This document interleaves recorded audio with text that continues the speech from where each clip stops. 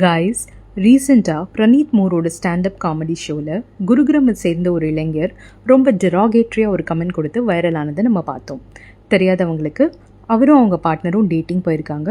ஒரு பிரியாணி வாங்கி சாப்பிட்ருக்காங்க. அப்ராக்சிமேட்டாக 370 rupees. சாப்பிட்ட உடனே அவங்க பார்ட்னர் என்னை வீட்டில் ட்ராப் பண்ணிடுன்னு சொல்லியிருக்காங்க.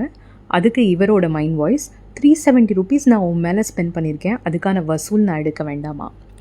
இதை சொல்லிவிட்டு அவர் சிரிக்க, ஹோஸ்ட் சிரிக்க, சுற்றி இருக்க மக்கள் எல்லாம் சிரிக்க, அந்த அரங்கமே சிரிப்பொலியில் மூழ்கி இருந்துச்சு.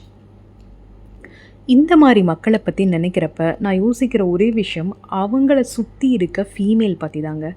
அவங்க வாழ்க்கையில் எவ்வளோ கன்சிட்ரேஷன் அவங்களுக்கு கிடைக்கும், இல்லை எவ்வளோ ரெஸ்பெக்ட் அவங்களுக்கு கிடைக்கும் அப்படின்னு நினச்சி பார்க்குறப்ப ரொம்ப கஷ்டமாக இருக்குது.